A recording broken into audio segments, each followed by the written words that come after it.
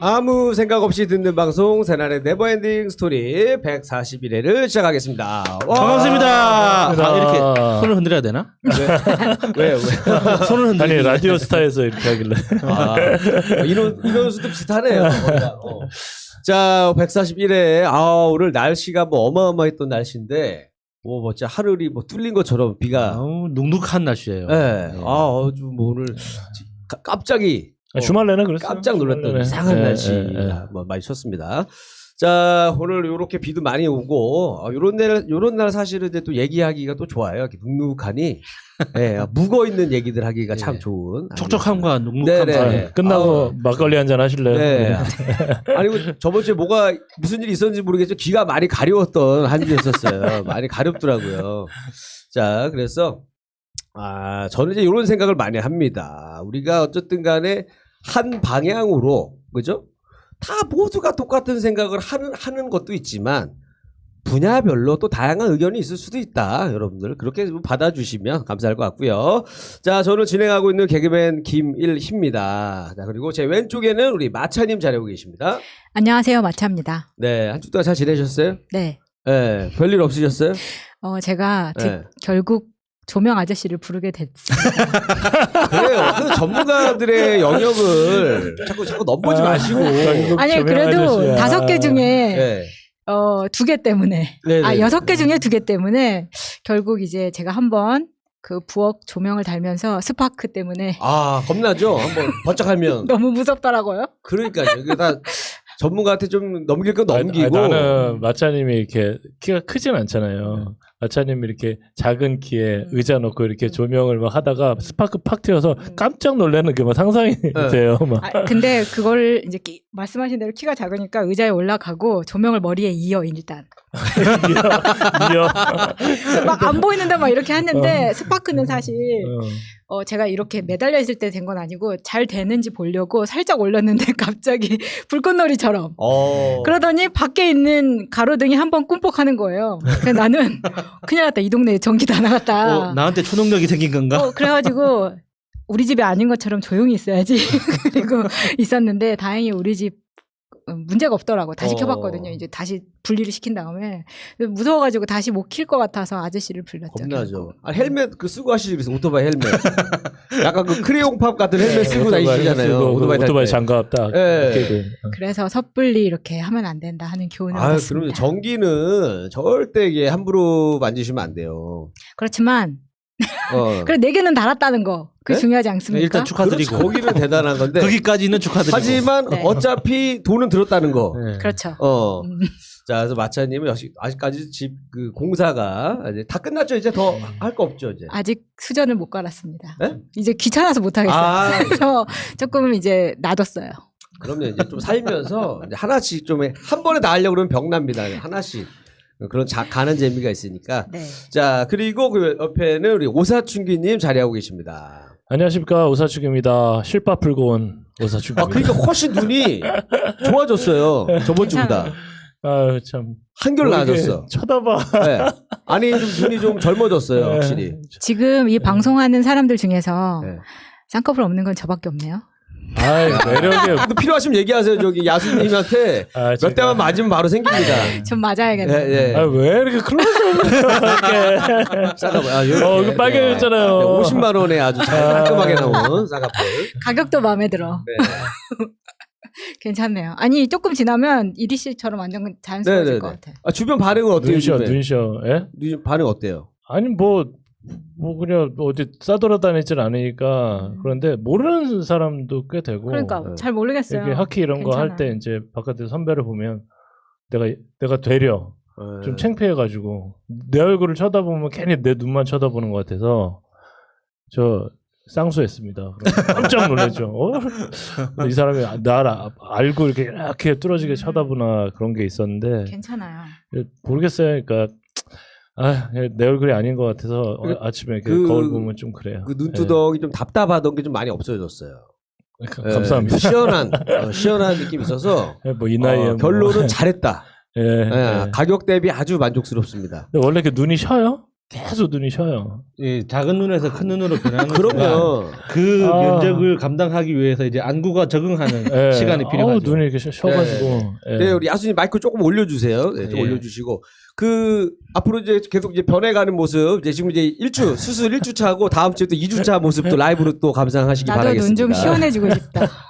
자, 그리고 그 옆에는 우리 야수님 자리하고 계십니다. 안녕하세요, 야수입니다. 네, 우리 야수님 어때 한 주 동안 별일 없으셨어요? 한 주 동안 제가 이 근황 토크를 하려고 네. 다른 방송에서는 이야기하지 않은 참아놨어요? 엄청난 사건이 있었습니다. 아껴놨습니까? 야, 우리가 보통 개그맨 연예인들은 저기 라디오 스타에서 터트린다고. 딴 데서 야, 얘기 좀 해봐. 그 얘기 재밌잖아. 아, 여기서 하면 안 되는데. 결국 라디오 스타를 못 나갔어, 그 친구는. 지난주 못 네버엔딩 나갔어. 네, 못 나갔어요. 지난주 네버엔딩 스토리 끝나고 집에 돌아가는 길에 교통사고가 났습니다. 진짜? 예. 누가? 택시 타고 하시잖아요. 예, 택시 타고 우리 가는데 치킨 먹고 해. 교통사고가 났는데 그 상당히 상당히 큰 사고였어요. 그래요? 그 그래요? 골목길에서 그 트럭이 와서 택시를 들이받았는데 옆에서 제가 그 트럭이 오는 걸 정확하게 봤어요. 네. 그래가지고 그 문 손잡이 있죠. 그거를 잡고 엉덩이를 들고 기다렸습니다. 그래서 차만 돌아가고 저는 멀쩡한 상태로. 천만 정말요? 다행이네. 예. 그래서 병원에 원래 누워 계셔야 되는 거 아니에요? 아니요. 뭐 그래서 안 이틀 아픈 동안 건데. 두고 봤는데 괜찮더라고요. 그래. 예. 그래. 그래서 그 엉덩이를 들고 그 차가 오는 걸 두고 봤던 그 순발력 칭찬합니다. 30만 원인가 40만 원인가 주지 않아요? 보험회사에서? 아니요, 뭐 저희들끼리 알아서 먹었겠죠. 뭐. 예. 아니 저는 근데 그 택시 기사 아저씨가 그러니까 그게 신호등이 없는 골목길이어가지고 반반이라고 하더라고. 아, 그래요? 그러니까 그 트럭이 5대 5, 와서 5대 5. 들이받았는데도 그래서 그 기사님의 보험료도 굉장히 많이 올라간다고 하더라고요. 아이고야. 그래서 참. 그 기사님이 저한테 이제 너무 이렇게 미안하다고. 이게 결론은 그거 아닙니까? 그러니까 내가 병원에 가면 그 보험료율이 또 더 올라가잖아요. 그렇죠. 반반씩 내야 되는 양쪽에서. 그러니까 이제 그래서- 참으라고 이렇게. 예, 아니 그 참은 게 아니라 이틀 동안 두고 봤죠. 네. 이틀 동안 이렇게 그 보험회사하고 연락하면서 근데 뭐 안 아픈 걸 어떻게 해요? 그래서 괜찮다고 하는 그래요. 거죠. 예, 예, 잘하셨어요. 아우, 막 들어놓고 이게 이러신 분 멀쩡하신 너무 분들도 얄미워. 갑자기 막 아파지고 그러는 게 원래 교통사고인데. 예. 이게 쿨한 스타일이네요. 어쩝니까 안 아픈 네, 네, 걸? 네. 그럼 아저씨가 택시비 깎아주셨나요? 예, 공짜로 태워주셨습니다. 아, 예. 그걸로 그냥 뭐 한 음. 15,000원으로 그냥 끝낸 걸로. 예, 네. 예. 자, 알겠습니다. 자, 오늘 주제는요. 자, 방금 전에도 만약에 큰 사고가 났다면. 아우, 그러면 안 되죠. 생각하면 네. 끔찍하죠. 우리가 만약이라는 걸 항상 생각을 하는데, 그래서 오늘 주제는, 네, 만약에 땡땡땡 했다면, 만약에 문재인 대통령이 당선이 안 됐다면, 나오죠. 이런 것처럼. 저는 그 겪었죠. 겪었어요? 2012년도에. 그래. 그때 맞아. 2번 나왔으니까 선거를 맞아. 한 번은 경험했고 당선된 네. 것도 경험했고 했는데 자, 오늘 주제는 요걸로 한번 이야기 풀어보도록 하겠습니다. 자, 가위바위보로 한번 순서 정해볼까요? 자, 가위바위보. 자, 저하고 오사충기님 가위바위보. 가위바위보. 자, 오사충기님 1등, 제가 2등입니다. 네, 마차님 3등, 야수님 4등. 네, 시작하시죠. 네, 오사충입니다. 일주일 동안 잘 계셨죠? 만약에 땡땡땡 했다면, 뭐 예를 들어서 박근혜가 탄핵을 당하지 않았다면, 통일이 된다면 이렇게 주제를 주셨는데 지난주에 뭐 여러 가지 에피소드가 저도 있었어요. 개인적으로 제가 이태원 방문자입니다. 그래서 이제 수면방. 아니 그건 아니고. 수면방은 논현동. 네, 그래서 저기 집사람이 남산동 가서 먹고 싶다고 그렇게 되고 그때 연휴가 있었어요. 거기는 이태원 근방이죠. 네, 남산. 그래서 남산 돈가스를 먹으러 가려고 하다가 여기 팬케이크 집 맛있는데 어떠냐 그래서 팬케이크를 먹고 그날 이제 집사람이 막 토하고 막 그래서 병원에 실려갔어요. 그래서 이제 요즘 자주 그러시는 거 아니에요? 아니 그 당시 그때 저번에 그때 입원했다고 그때. 했을 때 그때 이제 입원을 하려면 코로나 검사를 받아야 된다. 그러고 나서 이제 다 건강하게 하고 복귀를 했는데 4월 24일부터 5월 6일까지의 이태원 주변 방문자 다 하라고 하더라고요. 그리고 집사람이 공무원이다 보니까 엄청나게 하시하게 이제 막 내려온대요. 무조건 하라고. 예. 저도 걱정이 되었고 이제 뭐 여러 가지 의견을 구한 다음에 전화를 했어요. 그때 일본에 전화를 다 해갖고 근데 여보세요, 무엇을 도와드릴까요? 딱 그러더라고요. 그래서 예, 제가 이태원 방문자입니다. 그러니까 반색을 하시는 거예요. 아, 네, 네. 드디어 연락이 왔구나. 이태원 방문자입니다. 그게 정책에 협조하는 훌륭한 시민 아닙니까? 그러더니 얼마나 반갑겠어. 네, 잠시만 기다리십시오. 굉장히 반색을 하는 목소리로 이제 딱 다른 데로 이제 연결을 시켜줬어요. 그래서 스토리를 쫙 얘기했죠. 이만저만해서 팬케이크 먹고 해서 이제 집사람은 그래서 음성 나오고 저도 혹시나 몰라서 그런다. 그러니까 한숨을 약간 실망한 표정. 그래서 저는 그랬었어요. 그랬더니 이렇게 뭐 질문 수고하는데 이렇게 말씀드리는 건 그런데 가까운 보건소에 연락을 하세요. 그러더라고요. 또 보건소에다 전화를 했죠. 보건소에다 전화를 해서 네, 저 이태원 방문자입니다. 그러니까 거기서 또 네. 곧바로 연락을 또 저 연결을 시켜줬는데 결국은 이제 아무것도 아니니 해서 동네 병원 가갖고 32,000원인가 내고 했는데 이게 뭐 잘 건강하게 지금 있습니다. 그래서 여러분 건강 조심하시고요. 정말 이만한 거 코에 넣어요? 예, 쑥쑥 넣어요. 진짜. 이렇게 너무 신기하죠. 저게 들어간다는 것 자체가 굉장히 신기합니다. 어떻게 아파요? 어때요? 예, 그 찡하죠. 아프죠. 찡해요. 예, 찡해. 그래 뭐 별건 없고. 그러니까 약간 당황스러운 거 있잖아요. 푹 넣으니까 왜 저게 왜 들어가지 막 이런 느낌이지. 여기까지 들어올 수가 있나? 뭐 이런 느낌으로. 그럴 것 같아요. 약간 그런 거 있었고 그다음에 제가 이제 주말에 아이를 이렇게 넣고 학기장에 넣고 이제 코로나 때문에 못 들어가니까 이제 주변에 이렇게 천변을 제가 좀 떼어요. 반바지하고 이렇게 그 추리닝 입고 막 천변을 30분 정도 뛰고 이렇게 오면서 이렇게 살살 걸어오거든요.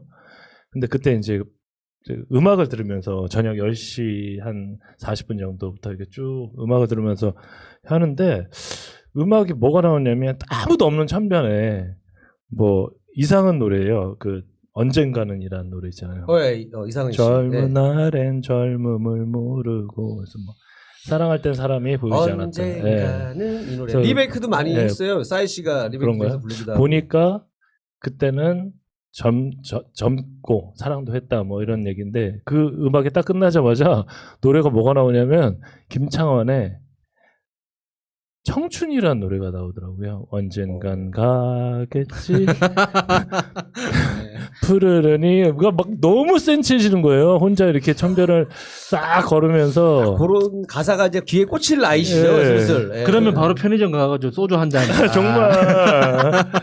그래서 이제 그 다음에 또 여자 가수 누군데 그 다른 거는 제목도 모르겠는데 그 노래 가사가 뭐가 꽂혔냐면 뭐지? 인생의 반은 그대에게 있어요. 나머지도 나의 것은 아니죠. 뭐 이런 노래가 있어요. 인생의 반은 그대에게 있고 나머지도 뭔가 내게 찬송가 아니다. 같은 느낌이네요.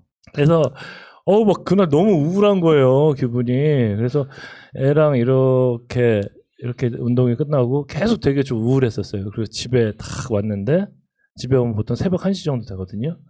그러면 이제 저는 이제 각자 방에서 자니까 그래서 자나 애가 배고프대요. 그래서 군만두 하나 이렇게 해주고 먹이고 이렇게 이 사람이 자나 그래서 마음도 센치한데 살짝 방문 열었더니 소리를 빽 지르는 제발 깨우시지 말라고 자는데 아니 방문만 열었는데? 그러니까 불빛이 들어오는 거 되게 싫어하잖아. 자는데 내가 방문 열고 들어오면 되게 싫어해요. 잘못했네.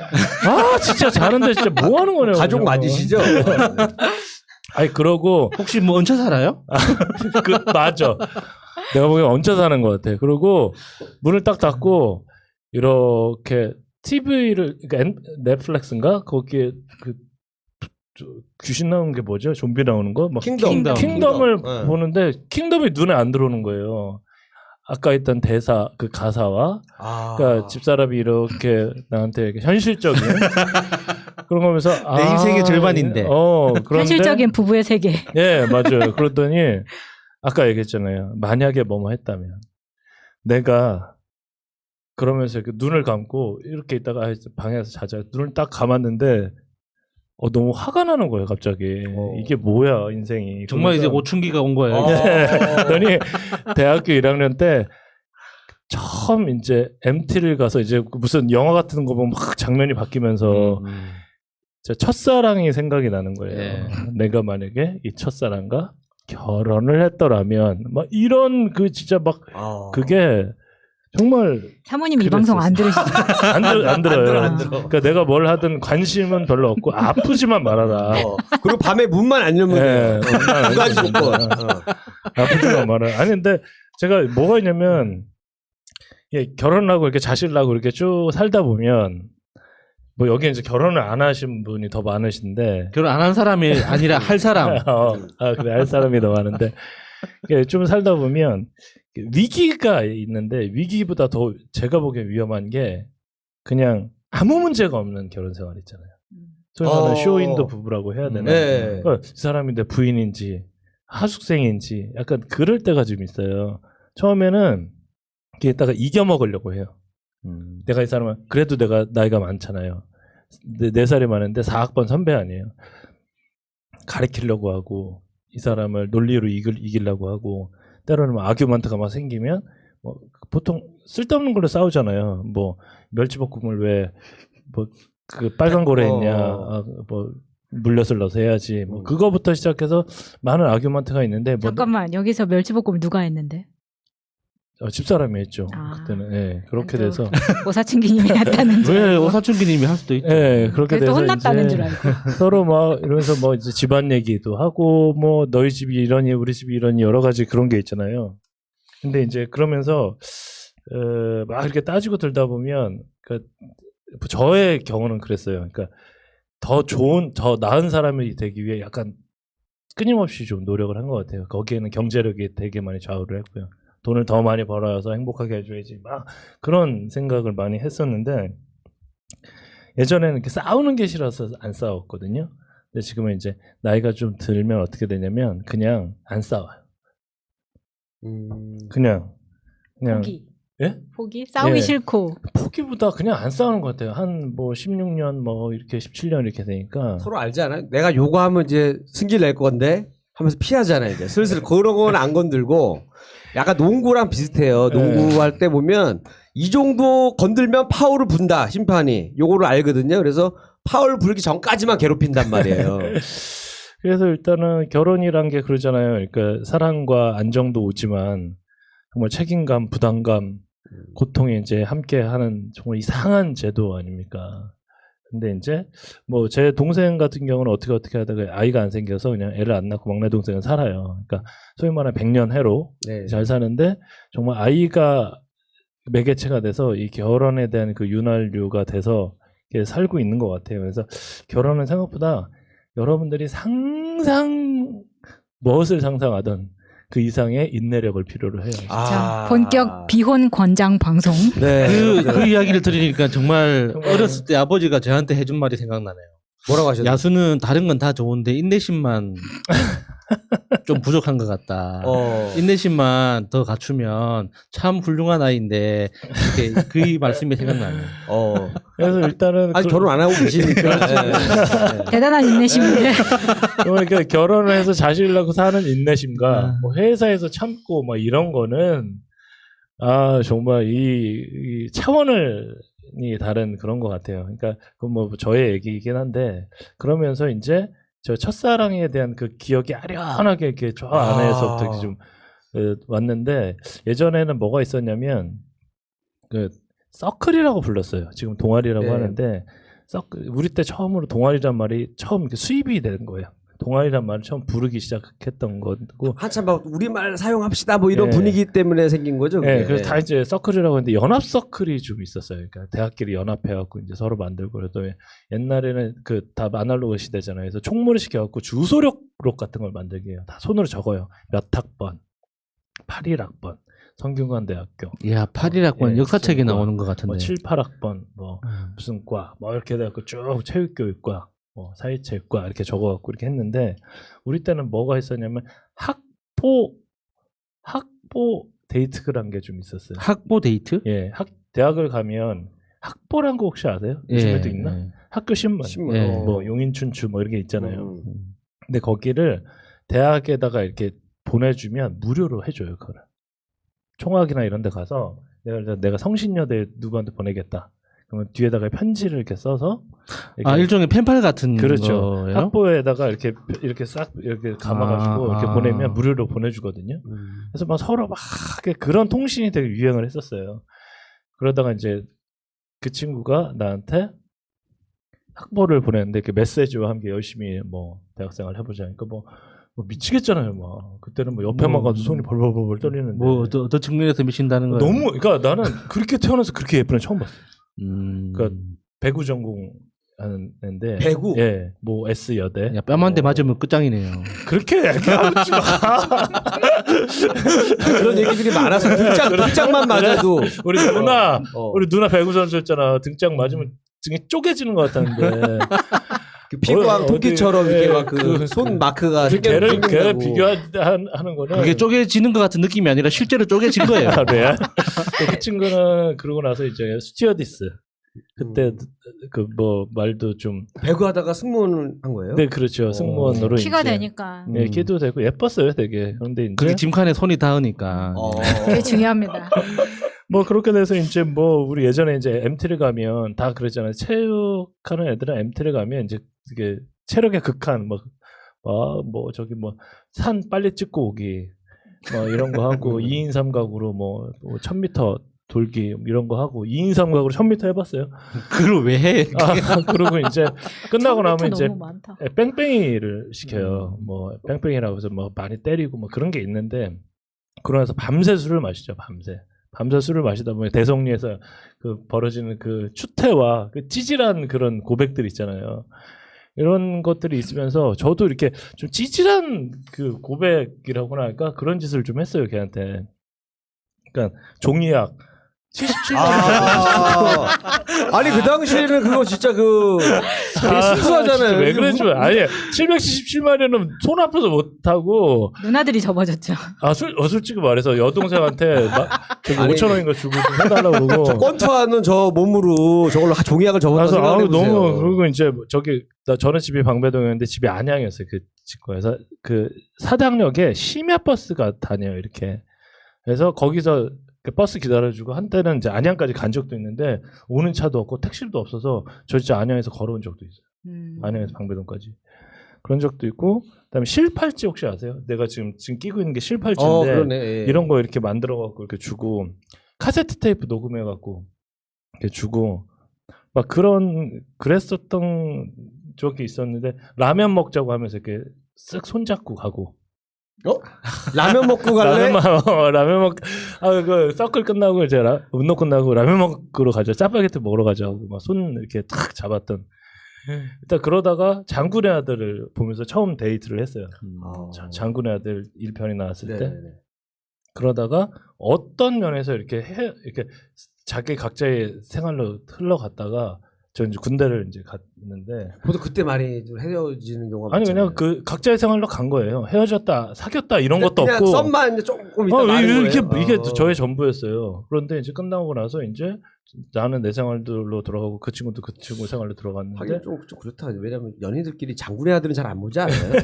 그래서 뭐 그때 되게 유행하던 영화였는데 그러다가 이제 군대에서 이등병 때 애인이 면회로 왔다. 야 이거 의미가 있는 건데 이거는 무슨 소리냐? 나는 애인이 없습니다. 그러니까 이등병이 무슨 말씀입니까? 애인이 없습니다. 그때는 막 이 새끼가 말도 안 되는 이쁘단데 빨리 가봐 이 새끼야. 뭐 그래서 뭐 이등병의 군복은 너무 어리버리하잖아요. 민간인들은 몰라봐요. 군인들끼리만 알지. 맞아. PX 면회실 딱 갔는데 정말 다리가 풀려서 쓰러질 뻔했어. 걔가 온 거예요. 야 너무 반가운 얼굴로 군대 가면 얘기를 해야지. 너희 집 찾아가고 엄마한테 물어갖고 이거 왔다. 그러면 이제 그날부터 1일인 거지. 그러니까 막 저는 가슴이 두근. 그래서 이등병이 해줄 수 있는 게 뭐가 있어요? 면회실에서 뭐 건빵 주는 거. 건빵. 그러니까 제 PX 가서 맛동산하고 초코파이 사서 나도 무한하니까 나 혼자 까먹는 거야. 걔는 먹지도 않고. 그다음에 사이다 하나씩 먹으면서 이런저런 얘기를 하다가 정말 3일을 잠을 못 잤어요. 걔가 다녀간 이후로 가슴이 떨려가지고. 별 얘기는 없었어요? 별 얘기 없었죠. 뭐 여기서 마차님, 여기 여성분들이 그 남자분을 면회를 간다. 그 어떤 의미가 있습니다? 이게? 가평까지. 그때는 차도 없는데. 큰 의미 없다고 봅니다. 큰 의미 없어요? 지금은 큰 의미 없지. 아니, 센스 할 의미 있지 않아요? 아니 근데 와서 아무나 면회 가지는 않잖아요. 아니 와서 그러고 갔어요? 그러고 가고 드디어 이제 일병 휴가를 나갑니다. 아니, 그 사이에 편지는 안 썼어요? 편지는 왔다 갔다 썼죠. 정말 그 새벽에 이제 몰래 깨가지고 저기 탕비실에서 막 편지 쓰고 그랬죠. 군사우편 이렇게 보내고. 큰일 날 뻔했네. 하여튼 그러면서 이제 면회를 딱 가서 이제 대학로에서 만나가지고 면회를 나 첫 추가를 가서 엄마 얼굴도 안 보고 이제 야, 그럼 의미가 있는데. 그래서 이제 맥주 한 잔 마셨는데 취한 거예요. 서로 꽐라가 된 거죠. 아, 이제 듣고 싶은 얘기 나오려고. 그런데 이제 저는 정말 당한 게 여자애가 고백을 한 거예요 저한테. 아, 멋있는 여성이다. 그래서 나는 뭐 누구를 만나봤는데 다들 이제 찝쩍거리려고 했지. 너처럼 이런 애는 단 한 번도 없었어. 순수하게 난 네가 너무 이렇게요. 좋다. 나한테 막 고백을 하니까 나는 막 이거 어쩔 줄 모르잖아요. 원래 찝쩍거리는 애들이 많은 사람한테는 이렇게 시크하게 나가야. 아 그래요? 그래서 9박 10일 동안 첫날 보고 한 번도 안 보고 복귀를 했어요. 그래서 한 번도 안 봤다고요? 네, 한 번도 안 보고. 왜요? 그러니까 무섭잖아요. 그게 몇 년도예요? 그게 93년이었죠. 그때는 삐삐는 있을 때네. 뭐갓 없을 나왔을 때. 그러니까 뭐 사랑 근데 자체가 겁이 났어요? 이거 너무 잘 나가는 애가 너무 예쁜 애가 경희대학교 뭐 어떤 형이 좋아한대더라. 20대 때 그런 환상이 있죠. 네. 너무 괜찮은 사람이 아니, 좋아하니까 겁이 나는 예쁜 건가? 여성은 네. 그러니까 모든 게 완벽할 거라는 20대 남성의 독특한 환상이 있습니다. 그래서 알고 내가 보면 외로웠어. 다 똑같은데 아무것도 아닌데. 뭘 맞췄는데 외로워 진짜. 화내려 그래, 진짜. 나도 이제 알았네 이유를. 그동안 몰랐어. 갑자기 몇십 목에- 년간 몰랐는데 오늘 이유를 목에 알았네. 핏대서 갑자기 마찬가지로 이러면 안 되지. 일단 그래갖고 내가 편지에다 썼죠. 너무 부담스러워서 이제 못 만나겠다. 다시는. 진짜로 편지에 그렇게 썼다고? 말아. 진짜 얼른 엎드려. 그러니까 그런 거예요. 그래서 제가 오늘 아. 말씀드린 그 주제가 되게 그런데 만약에 내가 얘랑 결혼을 했더라면 만약에 내가 얘랑 그러니까 우리가 이제 세월이 흘러서 정말 머리도 하얘지고 주름도 생기고 쌍꺼풀술도 하고 막 이빨도 빠지고 이렇게 되잖아요. 이렇게 조카가 저한테 그러다 대학생 조카가 삼촌이 어느 날 꼰대 같다고. 그러니까 이런 소리를 들으면서 이렇게 늙어가잖아요. 늙어가는데 정말 집에 딱 갔더니 불이나 빨리 끄라고 왜 자꾸 문 잡고 연애하고 막 이런 얘기를 들으면서 그 첫사랑하고 결혼했어도 똑같았을 수 있어. 그러니까 내가 그 지금 첫사랑은 때렸겠지. 그 손바닥으로. 정말 만약에 그 첫사랑하고 밤에 문 열지 말랬지 하면서 강수 파이크로 그냥 만약에 그 첫사랑 그러니까 그게 내가 봤을 때 첫사랑이었고 뭐 한 두 번 만나고 그다음 결혼을 했는데 뭐 저기 뭐야 내가 만약에 그 첫사랑과 결혼했더라면 이렇게 편하게 화장실은 못 갔을 테고 그런 생각이 들어요. 그냥 이렇게 편하게 화장실은 못 가고 이렇게 훌렁훌렁 벗고 나오지 못하지 않았을까라는 괜한 그 혼자만의 상상을 하는 거예요. 남자들 막 여름에 더우니까 막 훌렁훌렁 벗고 나오고 그러잖아요. 그거는 그 누구랑 결혼해도 마찬가지 아닌가? 아니 훌렁훌렁 벗고 다니지 않아요 집에서는? 네. 예. 근데 만약에 내가 걔랑 결혼했으면 그렇게 못했을 것 같아요. 그랬을 것 같지. 그렇지 않아요. 화장실도 못 가고 그 정도로 신비감은 계속. 와. 정말 아름다운 사람이었어. 궁금하네. 근데 정말 내가 정말 진짜 궁금한 거는 그 여자도 나처럼 살고 있을까? 그런 이렇게 퀘스천이 이렇게 하면서 그날 저녁에 한 새벽 한 4시까지 잠을 못 자고 두리번 이렇게 침대에 누워서 옛날 상상을 좀 많이 혹시 했었어요. 뭐 찾아본 적 없어요? 뭐. 뭘 찾아? 그러면 끝나는 아니 거야. SNS 상으로. 그러니까 이렇게. 그러면 끝나는 혹시 뭐 끝나는 궁금해서 한번 이름 한번 쳐보고 그럴 때가 있잖아요. 자, 지금 채팅창에 써주세요. 1이라고 써주세요. 그게 나다. S여대. 자, 오늘 만약에 땡땡땡 했더라면, 내가 만약에 첫사랑과 결혼했더라면, 오늘은 여기까지 하겠습니다. 감사합니다. 네, 만약에 땡땡땡 했더라면, 네, 김미리 편입니다. 오늘 그랬었어요. 사실은 요 생각이 들었었어. 요번 주가 뭐 저번 주 방송 때문에 뭐 얘기가 많다 보니까 만약에 저번 주가 내가 그런 얘기를 안 했더라면이라고 잠깐 생각이 살짝 되더라고요. 근데 뭐 여러분들의 의견을 저는 뭐 다 뭐 존중하는 부분도 있고, 근데 제 개인 의견을 또 이 정치 색깔이 있는 딱 한 가지 후회하는 건 있어요. 새날에서 굳이 내가 이런 얘기를 할 필요는 없었는데 라는 생각에 대한 사과는 제가 드리고, 그 다음에 뭐 제 의견이니까 여러분들 뭐 이거 하나 가지고 뭐 다 싸바져서 생각하시면 안 되고요. 저는 어떤 사람을 봐도 저 사람의 장점과 단점이 있잖아요. 그래서 그거를 저희 나름대로 그냥 제 시각으로 얘기한 거기 때문에 이거 하나 가지고 뭐 저를 욕하는 것까지는 괜찮아. 근데 새날까지는 건들지 마시고요. 새날은 욕 안 하던데. 네, 그럼 다행이에요. 그럼 근데 다행이에요. 그럼 다행이에요. 저 여기서 뭐 이리 씨 네. 말씀하신데 이렇게 중간에 이렇게 네네. 해서 죄송한데 네. 저는 이렇게 유튜브 거 다 읽어봐요. 네. 그리고 저는 아직 아마추어라서 그런지 모르겠지만 정말 이게 뭐 그냥 네이버 뭐 다음 모르는 사람한테 불특정 다수로 뭐 우리는 연예인이 아니잖아요. 왜 욕을 하는지 좀 모르겠어요. 욕을 해요. 그래요. 그래서 너무 좀 기분이 좀 그랬었어요. 저도 요즘에는 사람을 볼 때 내가 이 생각을 했어요. 예전에는 뭐 요 얘기도 하면 또 위험해질 수도 있지만 저는 아무리 내가 소속돼 있는 데라고 하더라도 잘못된 거에 대해서 자꾸 얘기를 하려고 하거든요. 제가 그거는 뭐 우리 뭐 개그계 선후배가 예를 들어서 선배가 후배를 때리는 게 관행이야. 근데 나는 저게 잘못됐다고 생각해. 이럴 수 있어요. 충분히. 어떤 단체에서도 내가 소속된 단체고 하지만 근데 그런 얘기를 해서 뭐가 문제가 있다고 얘기를 할 수도 있고 이게 이상하거든요. 근데 그게 제가 예전에도 예전에 우리 그 다른 뭐 대통령들 때도 이명박 박근혜 대통령 때도 되게 방송 언론이 장악되고 이게 되게 불합리하다고 생각했단 말이에요. 그 당시에도. 근데 주변 애들은 다 그거에 대해서 의식을 안 할 때 그때 나만 이제 새날 들으면서 이제 되게 이상하다 야 이거 방송에서 이런 거 안 해줘. 팟캐스트 보고 막 얘기할 때란 말이에요.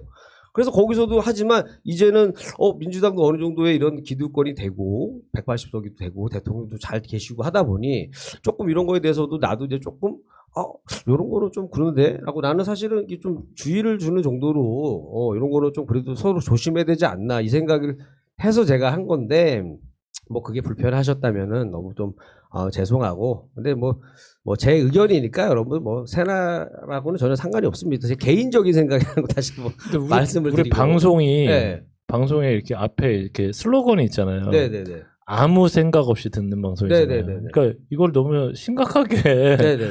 뭐 여자친구 얘기도 할 수 있고 엄마 얘기도 할 수 있고 뭐 이런 거잖아요.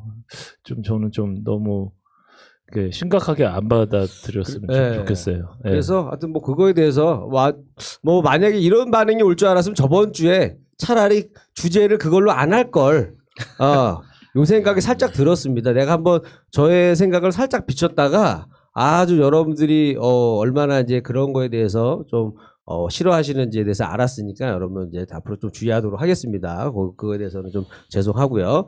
자, 오늘 저는 이제 요 생각을 좀 했어요. 만약에 땡땡땡 했다면 제가 생각한 거는 이 AI 기술이 급진적으로 발전한다면 어떨까 이 생각을 되게 많이 했거든요. 저번 시간에도 저희가 항상 얘기를 해요. 우리 MC들도 앞으로는 이 MC들도 보면 우리 예능 프로나 행사를 보면 그 멘트 하는 게 이제 약간 공식처럼 되어 있는 것도 있어요.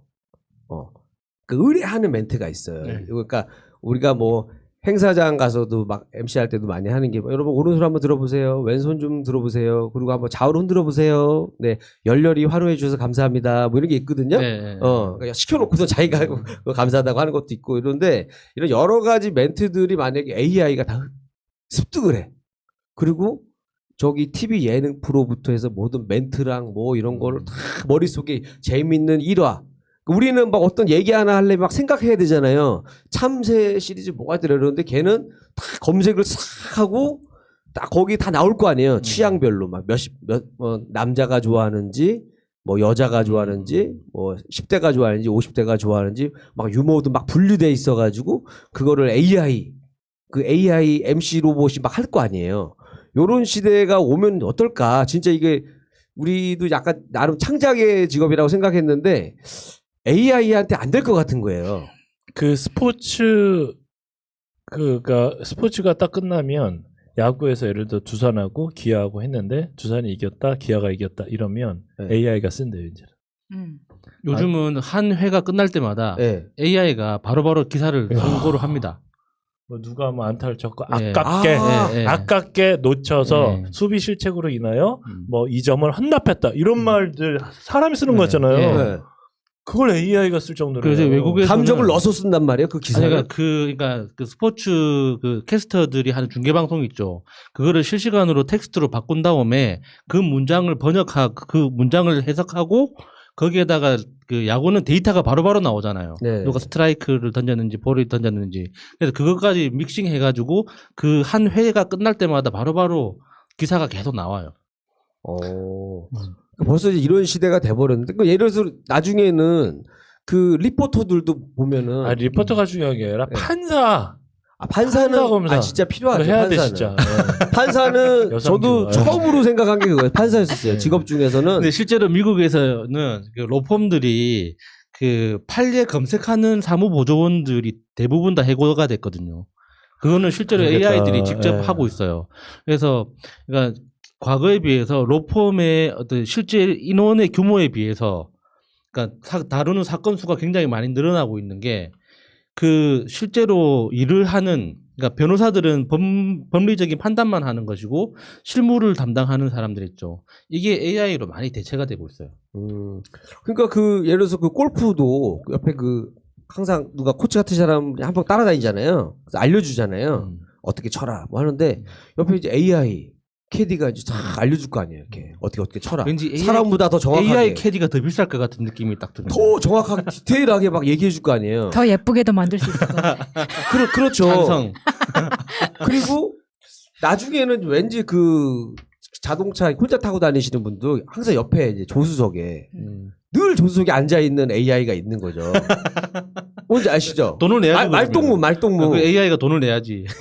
그러니까 뭐 돈을 내든 뭐하든 하여튼 옆에 늘 있고 그 다음에 집에도 그러니까 애완동물처럼 집에도 이제 하나 있을 것 같은 거예요. 그러니까 요즘에 제가 이제 사람들 딱 만나 보면서 그러니까 가족이 있는 사람도 많이 있는데 이제 가족이 있는 사람은 이제 오사춘기님처럼 이제 저렇게 또 가족 때문에 좀 스트레스를 받는 경우가 있고 실제로 스트레스는 아니야. 우울증 받는 사람이 있지만 영국 잠깐 불켜서. 드라마에 실제 그런 작품이 있어요.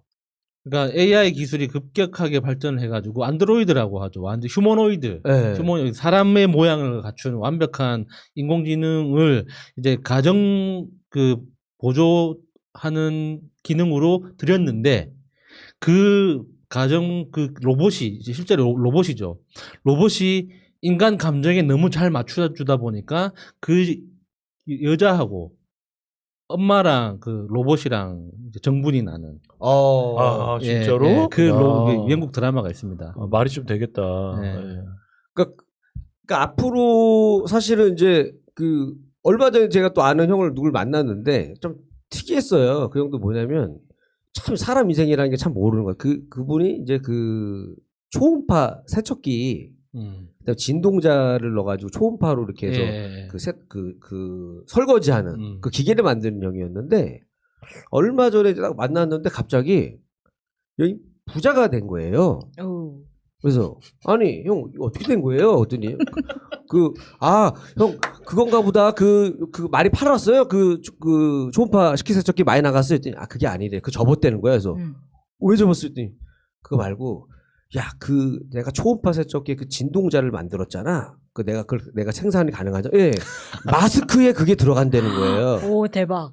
마스크에 그게 들어간다는 거. 그게 물어봤어요. 그래서 그 진동자가 마스크 소모품이래요. 또 어느 정도 잘 망가지기도 하고 교체도 많이 하는 거라서 이제 중국산보다는 국산을 이제 많이 선호하고 그러다 보니까 이제 그거를 갖고 있는 기술 때문에 갑자기 이제 막 뭐 차를 뭘로 바꾸네 마네 뭐 이러면서 갑자기 뭐 어디 쇼핑을 가네 이러시더라고요. 그래서 사람 인생이 한순간인데 그 형이 얘기한 앞으로 갑자기 이제 돈이 막 들어오니까 여기 막 이제 그 앞으로 미래 사회에 대해서 막 또 생각하는 거야. 나는 이제 이걸로 돈을 싹 번 다음에 앞으로 뭘 할 거냐, 뭘 하실 건데요? 했더니 나이 많으신 자기 60대, 70대 어르신들을 많이 만난대요. 그러다 보니까 그분들이 원하는 게 딱 하나가 있대.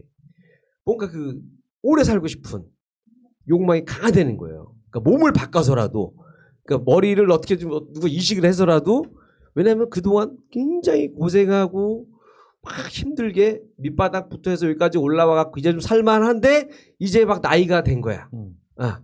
이제 뭐 나이도 많고 돈 쓸 일도 없고, 그러니까 그분들에게 만약에 젊음을 돌려주면 얼마든지 받을 수 있다. 이 생각을 하시더라고요. 그래서 1년에 나는 딱 한 명만 딱 그 기술로 어떻게 딱 해주게 되면 된대 이거. 그래서 형 그거 약간 어떻게 보면 예전에도 그 우리 냉동인간 있잖아요. 냉동인간. 사실 냉동인간도 예전에 그 뭐 아픈 병 걸렸을 때 미래 사회에 발전된 기술을 고쳐준다 그러고 몸이 아플 때 갑자기 냉동시켜가지고 보관하고 있잖아요. 그래갖고 이제 계속 돈 받다가 이제 그분이 파산했다며. 아까 파산한 거예요. 도대체 그 냉동 해동했는지 모르겠는데 뭐 그러니까 그분도 약간 비슷한 거야. 형 이거 만약에 그거 해갖고 안 되면 어떻게 죽은 사람이 뭘 알겠냐? 딱 그런 거야. 아, 위험한 사람이구나. 이건. 위험한 사람이구나. 그러니까 그분들의 그 돈은 벌어놨는데 오래 살고 싶어 그 욕망까지만 갖고 사업을 해야 된다 이거야. 왜냐면 고쳐주고 바꿔주고는 나중 문제고 일단 그것만 갖고 사업을 해야 된다는 거예요. 그래서 야 이제 진짜 미래에는 사람 이것도 막 바꾸는 그러니까 나의 그러니까 뇌만 갖고 가는 거죠. 신체를 아예 싹 새롭게 세팅이 가능한가?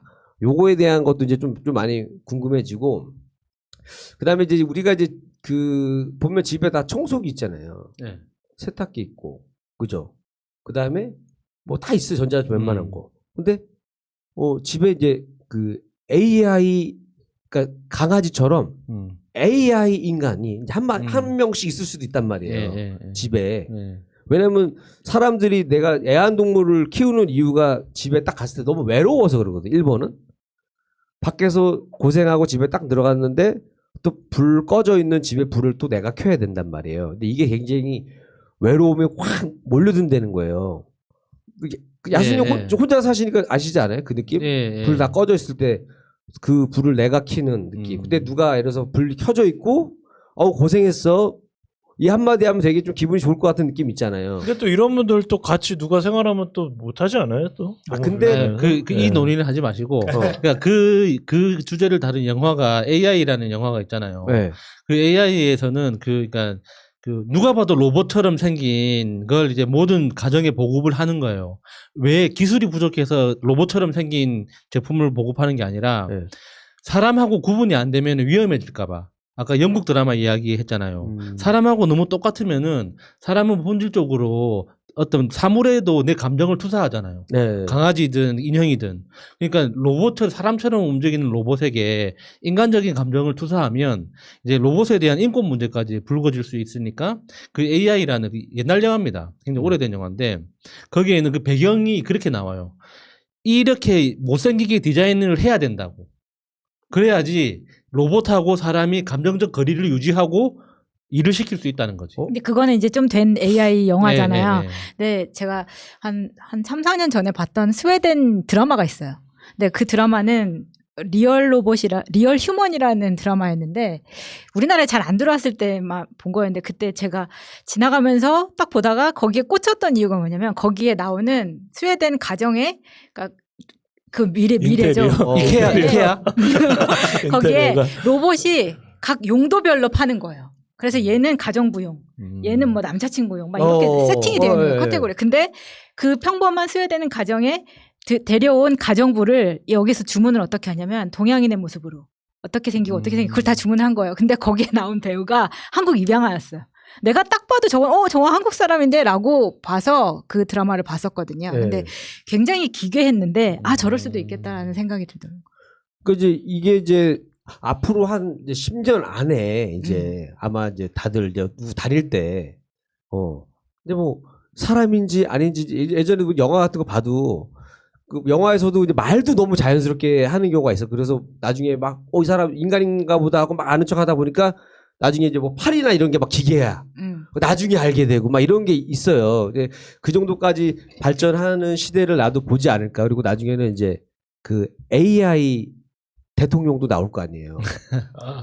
정말 지금도 재난소득을 온라인에는 못 쓰게 하는 이유가 이제 최소한의 이제 그 노동력이나 그 직업을 갖다가 보장해주는 직업을 창출해야 되는데 온라인은 그게 안 되잖아요. 그러니까 그런 부분이고 그거는 사람들이 도덕적인 측면 그다음에 철학적인 측면하고 잘 엮이지 않겠어요? 우리 근데 인류가. 우리가 그러니까 이리 씨 방금 말씀하신 것처럼 언젠가 이렇게 쭉 발전하다 보면 그러니까 인간을 대체하는 정도의 능력을 가진 AI가 나오지 않겠느냐라고 생각을 하잖아요. 예. 그 생각에 굉장히 큰 오류가 있다고 하더라고요. 그러니까 인간이 그러니까 살아있는 인간의 지능과 인공지능의 차이는 어떤 정도냐면 그러니까 우리가 아파트 30층짜리 아파트를 걸어 올라가서 그 다음 한 발짝을 내딛었을 때 달에 닿을 수가 없잖아요. 예. 근데 지금 우리는 사고방식이 그러니까 AI가 그런 식으로 발전을 했을 때 한 발짝만 더 내딛었을 때 달에 갈 수 있다고 생각하는 거라고. 그러니까 지능의 차원이 다른 거라고 하더라고요. 우리가 A라는 게 아티피셜이잖아요. 인공적으로, 가상으로 만드는 건데, 그러니까 가상으로 만들어내는 인간이 설계해 놓는 어떤 기능적인 면들하고 우리가 인간 대 인간으로서 느끼는 어떤 지능, 어떤 감정, 이거는 어떤 기술로 구현이 불가능한 거기 때문에 기술적으로 발전을 해서 어느 순간 인간처럼 될 수 있다라고 생각된다는 건 완전 처음부터 잘못된 가정이라고 하더라고요. 그럴 수도 있겠네. 예. 예. 근데 이제 어쨌든 요즘 뭐 영화라던가 관심이 이제 글로들 많이들 이제 가 있는데, 네. 그러니까 사람이라는 존재가 어떻게 보면 좀 되게 재밌는데, 그러니까 사람이 너무 가까이 붙어 있으면은 귀찮아하고, 약간 적당한 관계는 또 계속 유지를 하고 싶어 하는 것 같아요. 그러니까 사회적 동물은 맞는 것 같아요. 오사춘기님이 잘 하시잖아요. 네, 잘 컨트롤 잘 하시지만 집안에서도 사회적 거리고 가족을 너무 사랑해서 살짝 당황했어요. 가족을 너무 사랑해서 늘 거리를 두기를 오랫동안 아내분하고도 오랫동안 새벽 4시까지 사회적 혼자 자면서. 거리두기 하셨는데, 그러다 보니까 이제 점점 근데 이제 강아지도 제가 이제 강아지나 식물이나 이런 것도 계속 보다 보면 왜 개를 키우다가 고양이를 키울까 얘기 들어보니까 고양이가 손이 덜 가는 거예요. 맞아. 그러니까 점점 고양이를 조금 선호해. 그럼 고양이보다 만약에 AI 무슨 뭐가 있어. 예전에 AI 강아지도 있었잖아요. 예, 그런 것처럼 왜 그렇게 키울까 했거든요, 예전에는요. 그러니까 목욕도 안 시키도 되고 뭐 여러 가지 장점이 있더라고, 나름대로. AI 강아지는 털도 안 깎아도 되고 목욕도 안 시켜도 되고 밥도 안 해줘도 되고 그냥 혼자 있을 때 뭐 분리불안도 없어. 그렇잖아요. 그냥 배터리 꺼놓고 갔다 오면 되잖아요. 근데도 그거라도 있으면 좀 낫다라고 여기려고 하는 그런 허한 마음이 있는 건가 이 생각이 들었고, 그다음에 예전에 이제 그 사물을 거의 시간 더 다 됐네. 사물을 사랑하는 여자분들이 있어요. 대부분의 여성분들이 그렇지 않아요. 그러니까 그렇긴 한데 뭐냐면 대부분의 진짜 사랑하는 거예요. 가방을? 가방이든 남자분은 그러니까 실제로 결혼도 해요, 사물하고. 그러니까 남자분이 차랑 결혼하고 여자분도 무슨 뭐였더라? 집에 무슨 어떤 가구랑 결혼을 했다는 거예요. 그래서 병원 가셔야 돼요. 아니 근데 실제로 그게 뭐냐면 근데 공통점이 하나씩 있었어요. 뭐냐면 딱 보니까 다 첫사랑이든 어떤 사랑에 아픔이 있었던 사람이에요. 인간과의 사랑에서. 그래서 사람하고 사랑을 안 하고 그냥 나를 배신 안 하고 마음 안 아프게 하는 사물한테 정을 주더라고요. 그래서 이제 그분들의 그런 걸 보면서 이제 앞으로 이제 일단 사물을 사랑하는 연습을 미리미리 좀 해놔야겠다. 그것보다 차라리 그 지방자치단체장의 강제진단 권한을 강화시키는 게 훨씬 더 모두를 행복하게 하지 않을까 싶네요. 네. 하여튼 뭐 그래서 오늘 저는 이제 그 AI가 만약에 더 발전된다면 어떤 일이 있을까 이게 막연하게 생각을 해요. 가끔씩 우리 이제 솔로 남자들끼리도 뭐 미래에는 다들 그냥 AI 부인도 데리고 올 거라고 뭐 이런 얘기도 하면서 외로운 우리 노총각들이 이제 그걸로 위안을 많이 하더라고요. 나중에는 혼자 살지는 않을 거야 나는 무슨 AI 신부랑 같이 살 거야 이런 얘기도 많이 하는데, 자, 제 얘기는 여기까지였습니다. 네, 네버엔딩 스토리 이번 주 주제는 만일 뭐뭐 했었더라면 이런 주제로 이야기를 하고 있죠. 저는 이번 주에 생각을 해본 게 가장 핫한 지금 이슈 중에 하나인 만약에 정대협이 없었더라면 이런 주제로 한번 이야기를 해보고 싶었어요. 정대협은 슬램덩크에 나오는 그 선수 이름 아닙니까? 네, 그 선수. 네. 그건 전대협이고. 그래요? 그래요? 아니요, 정대협 맞아요. 정대협. 네. 정대협. 네. 그 원래 정대협 사실은 이제 만약에 윤미향이 없었더라면 이렇게 제목을 뽑고 싶었는데 불쌍해 죽겠어 진짜. 지금 윤미향과 정의연을 너무 하나로 보는 데에서 오는 문제가 또 있어가지고 만약에 이제 정의연이 없었더라면 어떻게 됐을까를 상상을 해보자, 돌아가 보자 이렇게 하면서 좀 자료를 찾아보니까 재밌는 것들이 많이 있습니다. 사실 이제 원래 출발은 정대협이었었잖아요. 정신대 문제 대책 협의회. 그래서 처음에 정신대라는 게 처음에 뭐냐? 막 이런 이야기가 많았었단 말이에요. 이런 그 위안부 성노예가 있는 줄도 몰랐던 사람들이 대부분이었고 알았어도 시시했었기 때문에 수면 위로 올라오지 않았었던 것이 대부분이었던 것 같은데 제가 찾아보니까 처음으로 온라인에 이제 뉴스가 나오기 시작을 한 게 이제 윤미향 대표가 당선자가 처음으로 이 일에 뛰어든 시점하고 비슷해요. 그때가 당선자의 20대 후반쯤이라고 했었고 그게 이제 92년부터 기사가 검색이 되기 시작하거든요. 네. 그때 지금의 문제는 뭐냐면 사실 할머니들의 뭐 인터뷰라던가 할머니들이 이렇게 살고 있는데 정의연은 너네는 뭐 했냐 이제 이런 비판들이 있는데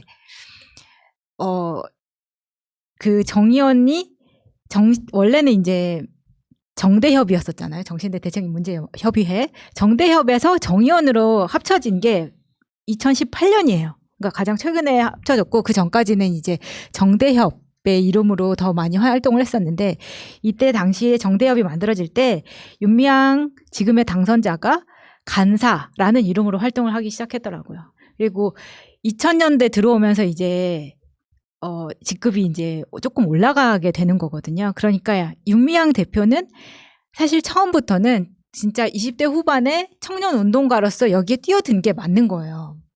그래서 일단 이제 92년 5월에 기사가 보면은 일본 정부의 위로금, 구제금 반대 이런 기사부터 나오거든요. 그 전까지는 사실 일본이 그래 우리 미안해 이 돈 받고 조용히 해줘라고 하면은 받아줄 만한 그러니까 왜냐면 우리나라에서 대응할 수 있는 기구가 아무것도 없었기 때문에 근데 이제 정신대라는 그러한 것이 있었다는 것을 알고 난 후에 이런 시민단체가 만들어지지 않았다면 지금까지 쉬쉬하고 있었겠죠. 그러니까 정신대라는 게 그러니까 정확하게는 일제 강점기 때 강제 징용의 형태로 그러니까 그 노동력을 착취를 해 갔는데 그 착취를 하는 그 단위가 있을 거 아닙니까? 100명이면 100명으로 묶어서 저쪽으로 보내고 200명을 묶어서 다른 동네로 보내고 이렇게 이제 노동력을 이렇게 수송을 할 때 그 단위를 정신대라고 했어요. 그래서 정신대라는 그 이름 하에서 일제 강점기에 그 만들어졌던 그러니까 조선을 통치하기 위해 필요한 모든 관공서들 있죠. 거기에 동원되는 노동력들은 다 정신근로자라고 했어요. 그리고 전쟁을 수행하기 위해서 무슨 물통을 만들고 양말을 만들고 막 하잖아요. 네. 그러면 다 정신근로자라고 했어요. 그러니까 정신이라는 게 그러니까 나는 내 이 몸은 천황의 것이다라는 그런 뜻이거든요. 아 그래요. 아니, 근데 이제 그때 당시에 제 어릴 적 기억으로는 이제 할머니랑 같이 살았는데 할머니가 그 일제시대를 겪어온 사람이었기 때문에 할머니 일본말을 되게 잘했고 일본에서 친구들한테 전화가 자주 왔었어요. 그래서 할머니가 이제 일본에 있는 친구들한테 놀러를 가기도 하고 일본의 친구들을 단체로 한국으로 초대를 하기도 했었거든요. 그 기억이 나. 마차님네. 네. 네. 그래서 할머니한테 일본어도 많이 배웠고 막 그랬었는데 그때 당시에 그 전까지는 이제 할머니 정신대에 대해서 이야기가 없을 때였고 후에 이게 터지고 나서 할머니가 해줬던 이야기가 지금 생각하니까 기억이 나는 것들이 내가 저기 안 끌려가려고 학교에서 회장을 했었어. 이 말을 한 번 한 적이 있었어요. 근데 그게 그때 당시가 이제 할머니가 영산포 여상으로 기억을 하는데 그 여상이었으니까 그 회장 학생 대표를 할 수가 있었겠죠. 그래서 안 끌려갔는데 내 친구들 중에는 끌려간 애들도 있었다. 근데 그때는 끌려가면서도 그게 뭔지 몰랐었던 애들이 많았다는 이야기를 하셨었거든요. 그리고 다 끌려가는 게 아니고 그러면 그 학교에서 몇 명씩만 이렇게 끌고 가는 그래서 다 아니요, 끌려갈 그러니까 수 무작위로 대부분 다 끌고 강제징용을 했는데 네. 그러니까 그 제외 조건이 있었어요. 그러니까 결혼을 했거나 결혼 예정자가 있거나 네네네. 뭐 이런 경우에는 그러니까 선발해서 제외하는 조건이 있었거든요. 근데 그래서 그때 조혼이 더 심해졌죠. 그래서 그 무작위로 그러니까 막무가내로 데려갈 수는 없었다고 들었는데 그 이유가 말한 대로 그런 여러 가지 조건도 있지만 그걸 아는 사람들도 눈치를 챈 사람들도 있었다는 거예요. 이렇게 조그만한 여자애들 데려가서 뭐 하게. 그리고 데려가면 일단 다시는 못 볼 수도 있다는 그것 때문에 어떻게 해서든지 안 보내려고 했던 집안이 있는 반면에 듣기만 너무 끔찍하다. 가서 이제 뭐 내가 얘를 일을 시키면 집으로 매달 얼마씩 보내준다 이런 식으로 거짓말을 해가지고 데려가는 집들도 있었기 때문에 이제 아이가 많고 이 집에서 얘를 굶겨서 키우느니 보내는 게 낫겠다라고 생각한 사람들은 또 보냈다는 거예요. 그렇게 해서 만들어진 역사인데 슬픈 역사인데 이제 와서 까놓고 보니까 이게 돈을 제대로 준 것도 아니고 가서 너무 험한 일만 당하고 왔던 그 기억을 돌아와서도 할머니들이 이야기를 하지 못하는 것에 대해서 이것을 이렇게 반박을 할 수 있는 단체를 만들었다는 것 자체가 대단하다고 생각을 하는데 그러니까 그 당시에 이제 김복동 할머니의 역할이 결정적으로 작용을 했죠. 그러니까 그 이전에는 그러니까 정신대에 끌려갔다고 해서 모든 여성들이 뭐 성노예로 이렇게 착취당하거나 하는 건 아니었어요. 강제 노역에 배당되거나 어떤 사람들은 전쟁 그 부대에 같이 딸려간 사람들이 이제 성노예로 이렇게 착취를 당했던 건데 문제는 성노예 상태에서 풀려났을 때 고향으로 돌아온 사람과 고향으로 돌아오지 못한 사람들이 있는데 그 둘 다 자신의 과거를 이야기하지 못했던 거죠. 네. 우리나라 같은 경우에는 그러니까 예전에 조선시대 때도 이게 명나라에 끌려갔다가 환양, 돌아오면 환양년이라고 해가지고 그러니까 그 사람을 위로하기보다 배척했잖아요. 그러니까 그런 역사적인 기억이 있다 보니까 밖에서 험한 일을 당하고 고향으로 돌아왔을 때 그 사람들은 자기 고향으로 돌아간 게 아니라 다른 타향으로 가서 살았던 거예요. 그러니까 자기 신분을 철저히 감추고 살았는데 김복동 할머니가 처음으로 이제 국제사회에서 자기 이름을 걸고 자기 몸을 보여주면서 과거를 증언을 했던 거죠. 그래서 그거에 대해서 윤미향 지금 현재 당선자가 충격을 받고 그 할머니들이 그러니까 그 조직이 굉장히 느슨했을 거 아니에요. 김복동 할머니가 주축이 되기는 했는데 그 할머니에 동의하는 사람 그 당시 같은 피해를 입었던 그 피해자들이 많이 있었는데 그분들이 어떤 법적인 단체를 구성하는 거는 힘들었을 거 아닙니까? 그러니까 그 대표는 김복동 할머니가 하되 실무를 윤미향 당선자가 다 도와준 거죠. 아, 그럼 이분이 그때부터. 거기가 대표가 아니라 말 그대로 완전 실무자였었네요? 그렇죠. 네. 아, 저는 그냥 이거 차린 사람인 줄 알았어요. 이렇게. 그러니까 처음에 간사로부터 시작을 한 거죠. 근데 이제 이 정대협이나 정의연이 할머니들의 어떤 생계를 이렇게 보조해주는 수단으로만 생각했던 사람들이 이제 정의연에 대해서 공격을 하기 시작하는 거였는데 만약에 할머니들의 생계만 보조를 하는 단체였다면 수요 집회를 왜 합니까? 그냥 모금만 하면 되지. 그런데 이제 수요 집회를 지금까지 뭐 한 번도 나가보지도 않았던 사람들이 이제 와서 아니 할머니들이 이렇게 힘들게 지내고 있다는데 정의원에서 도대체 뭘 했는데 그 돈으로 이런 이제 공격을 하기 시작하는 거예요. 그런데 대부분은 사실 이게 어떻게 돌아가는지 모르기 때문에 그런 공격에 너무 쉽게 넘어가더라. 만약에 사실 이게 뭐 윤미향 대표의 개인적인 사적인 단체여가지고 공격을 해도 무너지면 또 다른 사람이 세우고 하면 될지 모르겠지만 이게 벌써 30년 정도 된 어렵게 싸워온 단체의 근간을 이렇게 흔드는 것 자체가 너무 악의적이라는 거죠. 근데 그 정의원의 홈페이지에 들어가면은 여기가 무엇을 하는 건지 그 단체인지 그러니까 단순히 할머니들의 생계비 보조만을 하는 곳이 아니라는 것을 알 수가 있거든요. 예를 들면 당연히 일본군 성노예제 문제를 해결하는 활동도 하지만 피해자 지원과 진상규명을 위한 연구조사 이것도 이제 포함되어 있죠.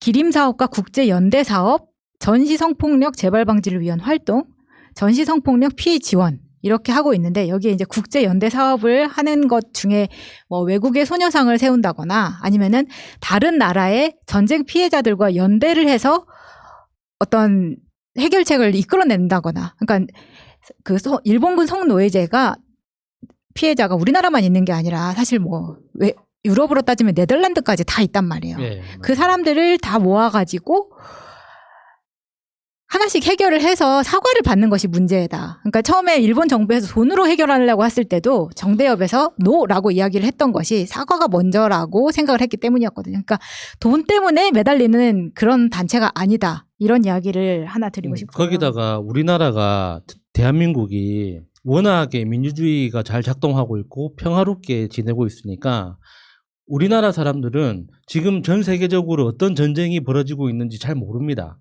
그러니까 정의연처럼 이렇게 국제 연대 사업을 한다. 목적 사업에 전쟁 시 여성 성폭력 피해 방지 활동을 한다 그러면 그게 다른 나라 이야기처럼 느껴지잖아요.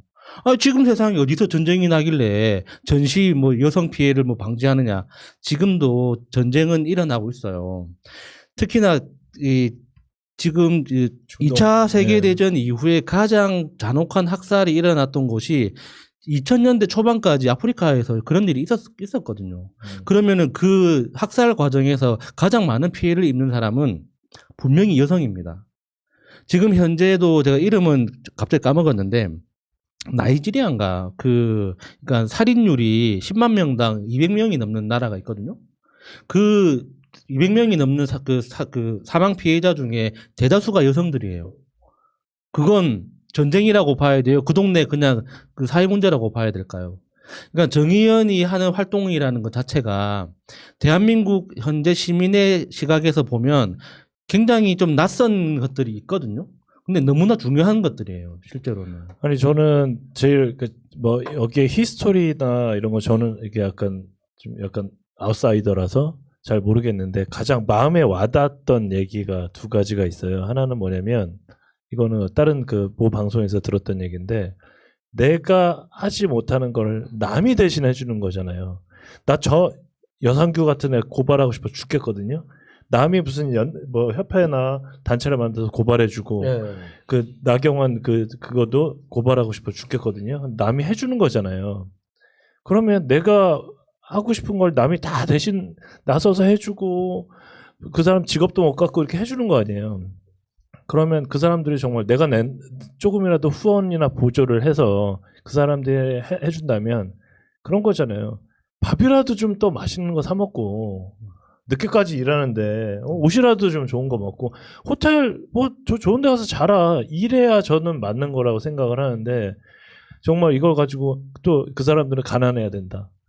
왜 좋은 차 몰면 가난하고 이 사람들은 박봉에 맨날 옷도 이렇게 하고 거지같이 살아야 된다. 자식 음악 시키면 안 되냐 이거죠. 그래서 그런 면으로 보는 게 되게 안 좋다라고 해서 제가 이렇게 딱 그냥 피부로 와닿는 거. 큰 의미의 그런 게 아니라 나도 저 사람이 내가 원하는 거를 일본한테 대신 욕해주고 싸워주는 거잖아요. 맞아요.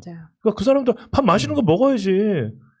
밥잡기 맨날 4,500원짜리 쿠폰으로 먹으라는 법은 없잖아요. 저는 근데 그렇게 이제 생각을 해요. 맞아요. 오사춘기님 생각이 왔는데 맥주 과자 먹은 거 가지고도 까고 저는 그런 게 진짜 그 프레임 안에서 같이 욕을 한다는 게 정말 잘못됐다고 생각하거든요. 그러니까 이 사람들이 힘들게 싸우라는 걸 우리는 요구할 수 없어요. 일단 싸워주는 것만으로도 대단한데. 그러니까 다른 나라에서는 NGO 운동가가 월급도 잘 받고 대우도 잘 받습니다. 제가 어렸을 때 우리 아빠가 저를 NGO 운동가를 만들고 싶어 했었어요. 근데 지금 생각하면 먹고 살만 하면은 집안에서 그런 거 활동할 수 있죠. 근데 그게 안 된다면 어떤 부모가 힘든 길을 가라고 아이한테 말을 할 수 있겠냐고. 지금처럼 아주 작은 거 가지고 이런 식으로 전 국민이 마치 윤미향이 대단한 문제를 만들어가지고 잘못하는 것처럼 이렇게 공격을 한다면 앞으로 어떤 사회운동가도 나오지를 못하는 거예요. 근데 이게 간사로 시작해가지고 지금 국회의원까지 왔단 말이에요. 30년 만에. 시민사회에서는 이거는 엄청난 재산이라고 생각해요. 지금 우리가 작은 단체를 만들고 있지만 30년 후에 우리는 국회의원도 배출할 수 있고 이걸로 법을 만들 수도 있다. 우리를 위한 법을. 근데 지금 그거 자체를 막으려고 하는 세력이 언론과 함께 지금 같이 공격을 하고 있다고 생각을 하거든요. 근데 정신대에 대해서 이때 이제 정대협에서 했던 일들이 예를 들면 유엔에 위안부 할머니를 파견을 한다거나 이게 이제 뉴욕이나 이런 데서 워싱턴, 제네바 비싼 나라에만 다 있단 말이에요, 이게. 그러면 가는 비행기, 체류비 이런 것들을 다 어디서 대겠어요. 물론 각 시민단체에서 돕지만 계속 모금비로 운영을 했을 거 아니에요. 그러면 이 모금 자체가 할머니들을 위해서 그러니까 생계비에만 다 쓰는 게 아니라는 걸 사실 역설적으로 보여주는 거거든요. 그러니까 허스토리라던가 그 I can speak English, I can speak 같은 경우에 보면은 나오잖아요. 할머니들이 그 기금을 받지만 또 그걸 받았다고 해서 흥청망청 쓰는 게 절대 아니기 네. 때문에 여전히 전략하시면서 혹은 자식들이 있으면 자식들한테 보태주면서 살고 있단 말이에요. 그런데 그거를 딱 어느 순간 딱 가가지고 할머니 혼자 사는 집이 이렇게 누추한데 정의원에서 돈을 안 대줘서 난방비를 못 대고 막 이런 식으로 이야기하면 사람들이 다 거기에 이제 막 매료돼 버리는 거예요. 아, 정말 저렇게 돈을 함부로 썼구나. 근데 다시 한번 말씀드리지만 정의원은 할머니들이 생계비를 보조하는 데가 아니라고. 근데 거기다가 윤미향 대표가 당시 그러니까 김복동 할머니나 그동안 많은 할머니들이 돌아가셨잖아요. 근데 그 할머니 장례식에서 조의금을 윤미향 대표 개인 통장으로 받았다는 거예요. 그게 개인적 착복 아니냐 이러는데 이건 이렇게 생각하시면 돼요. 내가 우리 회사 사장이야. 내가 만든 회사 사장이야. 그런데 어머니가 돌아가셨다?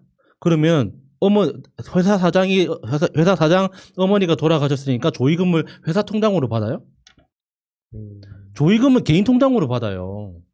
그래서 개인 통장으로 받아서 상주로서 알아서 쓰는 거예요. 그래서 남은 돈은 가족들한테 돌려주는 거고. 그러니까 윤미향 대표는 그 할머니들이 돌아가실 때 항상 상주 역할을 했단 말이에요. 그런데 그 상주가 개인 통장으로 돈을 받았다고 해서 그걸 개인적인 착복이라고 할 수 있는 겁니까? 그러면은 할머니들이 돌아가실 때마다 법인 통장으로 할머니들 조의금용 통장을 따로 만들어서 회계 처리가 불가능해요. 그거는. 원래 법적으로도 불가능한 건데 왜 그걸 안 했냐고 따지는 거거든요. 그러니까 정의원에서 만약에 그 조의금 같은 경우에는 정의원은 그러라고 만든 단체니까 거기서 할머니가 돌아가셨으면 후원을 하고 싶은 사람은 정의원에 후원을 하면 되고 개인적으로 우리가 조문을 갈 때도 사실 당사자한테 이렇게 현금으로 줄 때도 있잖아요. 따로 네. 접수를 안 하고 네. 그렇게 생각하면 차라리 그게 그렇게 엄청난 막 그게 범죄가 아닌데 이걸 마치 저렇게 꼼쳐둔 돈으로 아파트를 샀구만 이렇게 연결을 짓게 만드는 프레임이 있다는 거죠. 그런 공격을 요즘에 주로 어디 뭐 유튜브에서 많이 하는 거예요. 아, 조중동에서 뭐 하고 기사에서 있고 하는데 뉴스에서 많이 나오고요. 중앙에서 아주 진짜 뭐라를 하더만 아주. 그런데 저 같은 사람이 만약에 저는 저를 표준 밑으로 생각을 하거든요. 이 정치나 이런 시사에 대해서 저 같은 사람이 평균 이하인데 저 같은 사람이 딱 보고 아 이건 아니다 싶으면 제가 봤을 때 대한민국 사람 그거 믿는 사람 별로 없을 것 같아요. 네.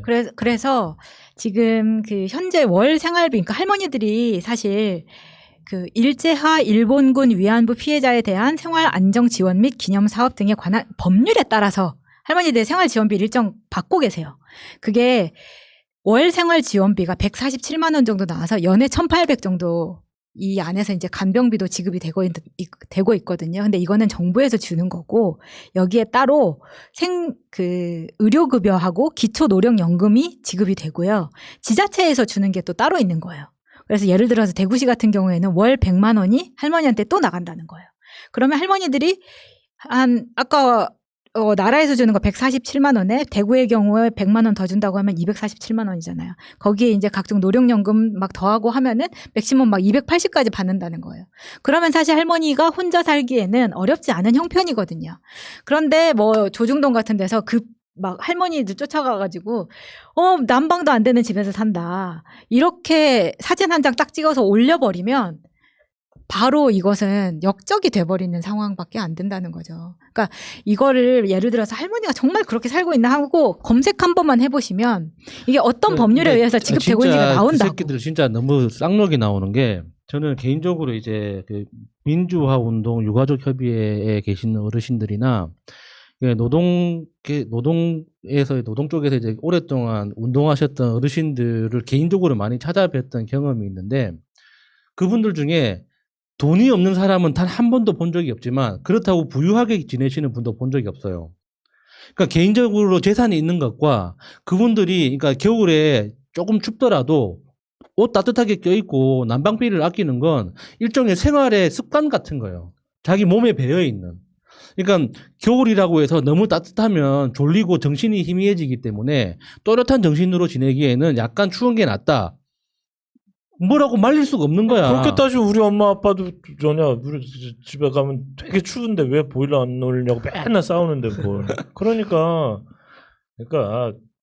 이거는 제가 봤을 때는 거기서 만들어낸 프레임이기도 하고 걔네들의 이제 말 그대로 뭐라고 할까 매니플레이션이죠. 네. 그렇기 때문에 저는 제가 봤을 때 그거에 넘어가는 사람은 없을 것 같아요.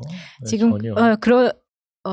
그랬으면 정말 좋겠는데 아빠 아세요? 7,200만 원 줬다고? 아빠한테? 7년 동안 7년 네, 동안. 알고 보니까 7년인가? 한 달에 50만 원도 안 되고. 우리 아유. 자식이지. 이제 끝날 시간이 돼가지고 정리를 하자면 정대협 그리고 윤미향에 대해서 포털에서 검색을 해보실 때 뉴스에 넣으면 최신 순이 아니라 오래된 순으로 검색을 하실 수가 있습니다. 그때 보면은 가장 오래된 그들의 그 기록들이 다 나와요. 무슨 일을 했었는지. 그걸 보시면 이 단체가 단순히 할머니들의 생계를 위한 단체가 아니라 얼마나 다양한 일들을 하고 그 결과로 지금까지 왔는지를 보실 수 있게 됩니다. 각자 이제 언론에서 물어다 주는 것도 좋지만 스스로 찾아보는 것도 좋을 것 같아서 마련해 본 시간이었습니다. 감사합니다. 네, 안녕하세요.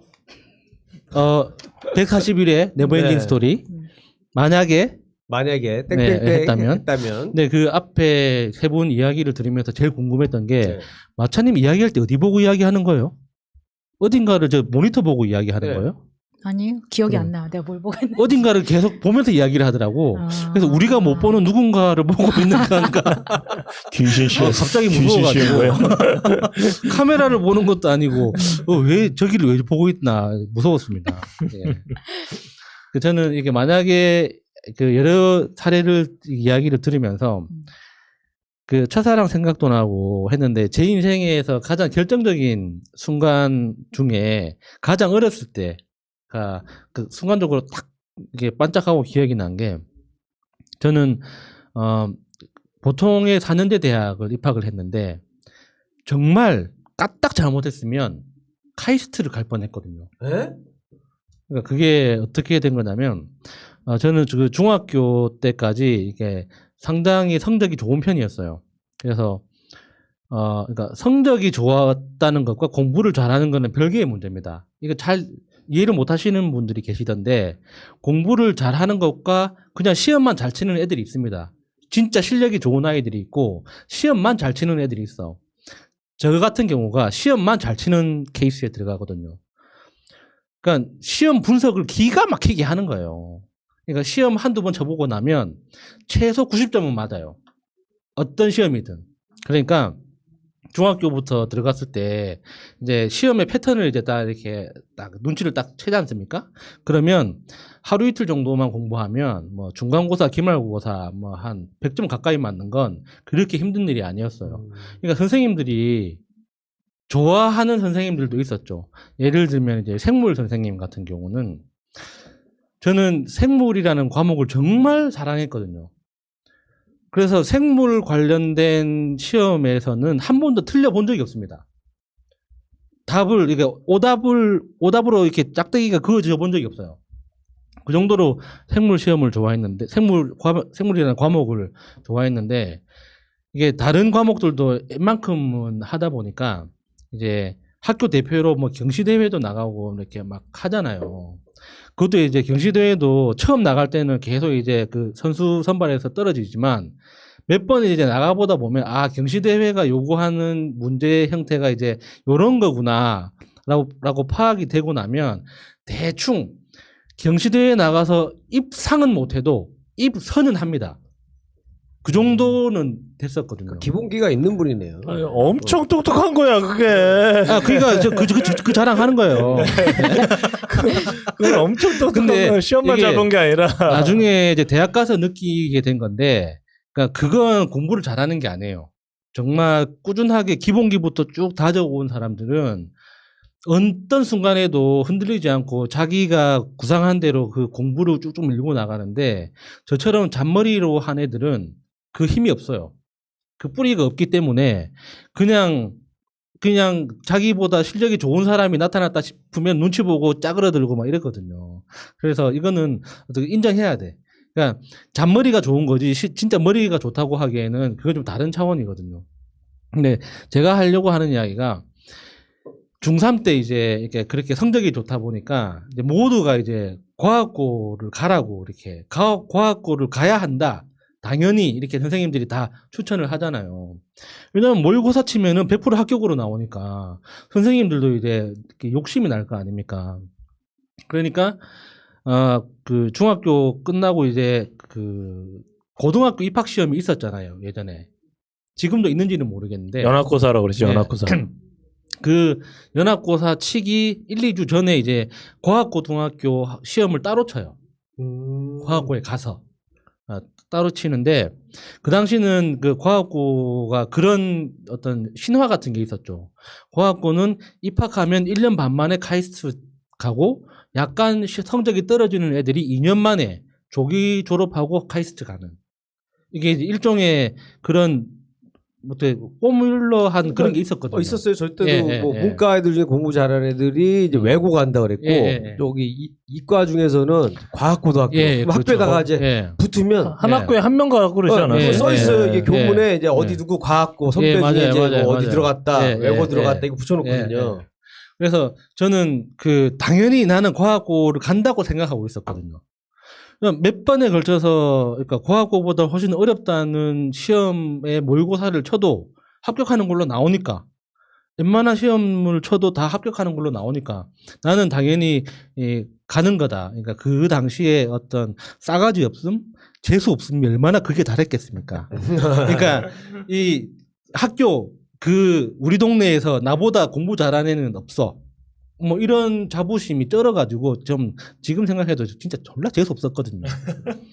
근데 이제 그 상태에서 과학고 시험을 치러 학교에 그 시험장에 들어갔는데 첫 번째 시간이 국어였고 두 번째 시간이 영어, 세 번째 시간이 수학 뭐 이렇게 쭉쭉 갔었는데 영어 시간이었어요.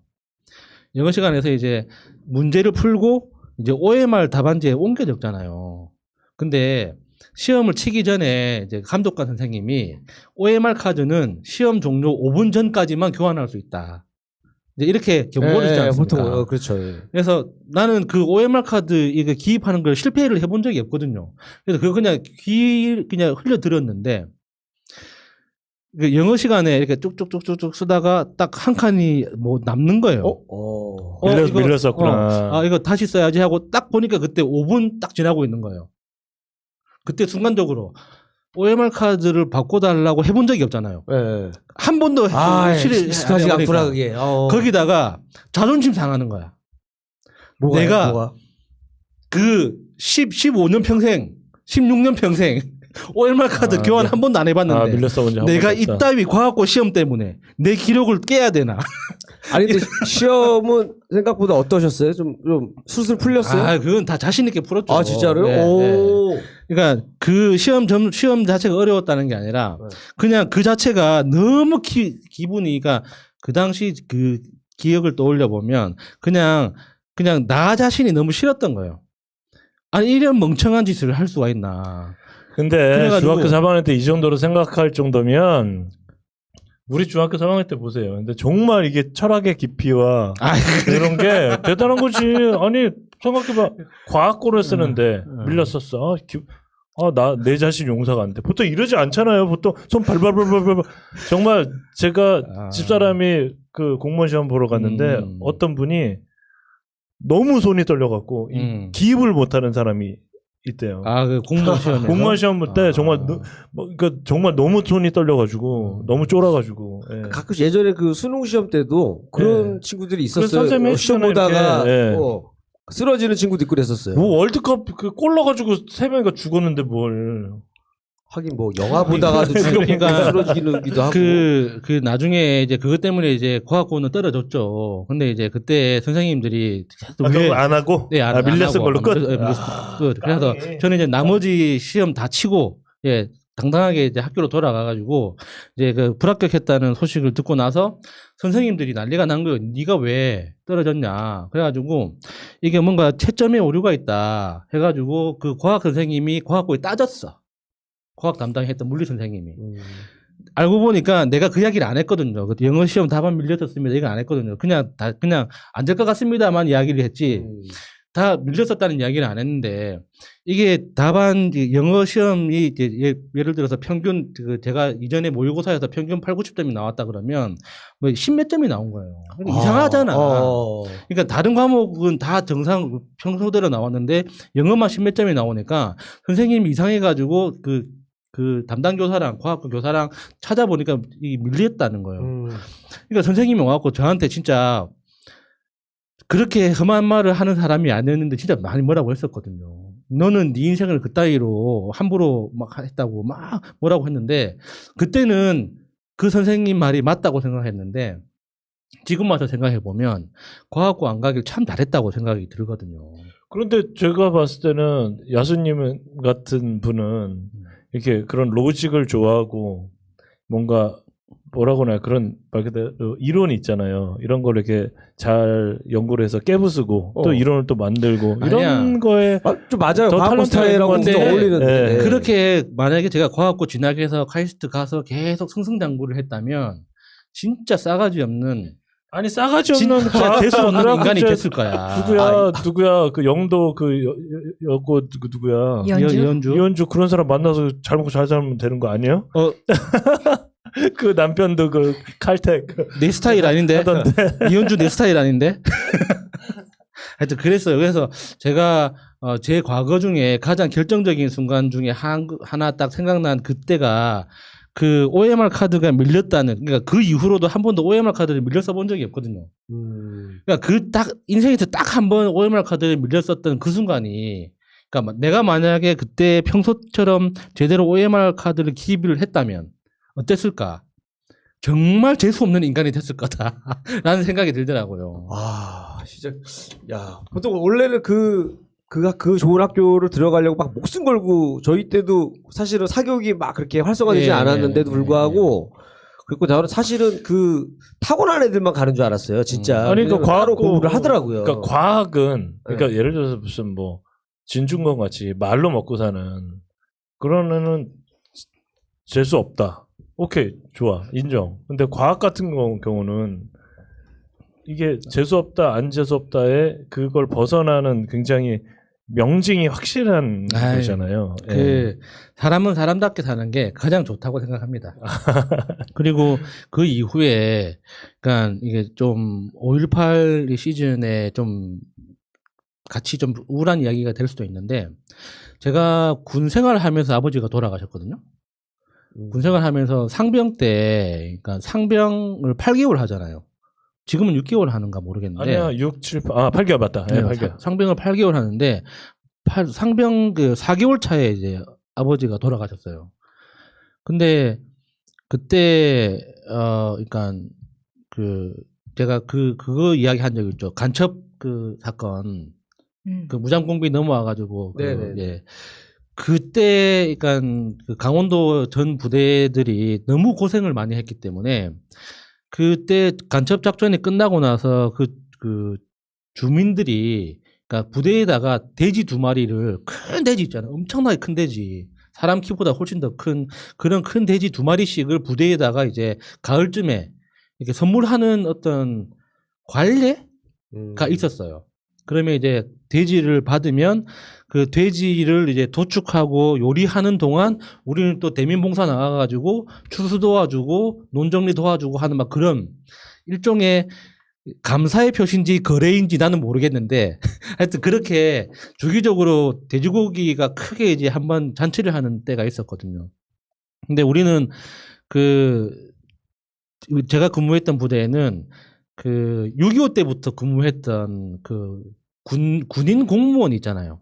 군인은 아닌데 군대에서 일하는 군무원. 군무원 할아버지가 계셨는데 그 할아버지가 그러니까 그 돼지고기를 다루는 솜씨가 기가 막혔습니다, 진짜. 그러니까 엄청나게 큰 돼지를 도축하는 게 쉬운 일이 아니거든요. 힘이 얼마나 좋습니까? 그러니까 뭐 멱을 딴다고 하잖아요. 예, 돼지 멱 따는 소리 할 때요. 멱 따는 그거 아무나 하는 게 아니에요. 그게 힘이 좋은 사람이 하는 게 아니라 할 수 있는 사람이 하는 거거든요. 그러니까 그거를 구경하는 것만 해도 엄청나게 큰 영광으로 생각해야 될 만큼 실력이 좋은 분이 이제 막 돼지 이제 선물 받으면 한 일주일 정도는 굶겨 놓습니다. 그래야지 고기 맛이 좋아진대요. 그러니까 일주일에 바로, 예. 공개해요, 근데? 바로 잡으면 그 이렇게 약간 그 기름기가 빠져야지. 뭐 여기저기서 기름기가 빠져야지 고기 맛이 좋아진다고 해가지고 돼지들이 일주일, 그 멱 안 따도 그냥 굶어서 죽는 거 아니에요? 일주일을 안 먹이면은 배고파서. 제가 그때 저 군복을 입고 있다 보니까 그 생각을 못했네요. 예. 그러네 힘이 다 빠져 있어요. 마음이 약하셔가지고 멱을 못 따고 그냥 굶겨서 죽기 더 잔인하게 어떻게 보면은. 근데 것 같은데. 그날 그러니까 그 돼지를 잡은 날 있잖아요. 네. 돼지를 잡은 날 정말 그 부대에서 잔치를 크게 하거든요. 주변 그 주민들도 불러가지고 같이 술 한잔 하면서 고기 굽고 고기 국도 끓이고 하여튼 뭐 고기로 할 수 있는 요리는 다 해요. 그래서 돼지 머리 눌리는 거 있잖아요. 그것도 이제 따로 그 주민 그 어르신들이 해오거든요. 진짜 배부르게 먹어요. 그러니까 그날은 그러니까 경비 업무를 담당하는 경계 근무라고 하죠. 경계 근무를 그 재수 없는 사람 몇 명이 그냥 제비 뽑으면 그 사람이 밤새도록 하고 나머지는 그냥 잡니다. 그렇게 이제 화끈하게 하는 회식 날이 있거든요. 근데 그 회식 날 제가 엄청나게 큰 사고를 쳐요. 또 그러니까 중사 정말 그 남자 병사들한테 성희롱을 일삼던 진짜 손버릇 나쁜 중사가 있었는데 그 중사가 내가 정말 좋아하는 병장 선임을 때린 거예요. 근데 내가 그걸 못 봤으면 되는데 봤어. 근데 봤던 그 상황이 내가 술이 이만큼 끝까지 올라가지고 완전 꽐라가 된 상태에서 네. 본 거예요. 그래서 거기에서 눈이 돌아가지고 너는 뭔데 우리 형님을 때리냐 해가지고 내가 때렸어. 근데 그 맞은 간부가 가만히 있을 리가 없잖아요. 상병 4호봉의 네. 중사를. 너는 네. 뭔데 해가지고 그 사람이 나를 피떡이 되도록 또 폭행을 한 거예요.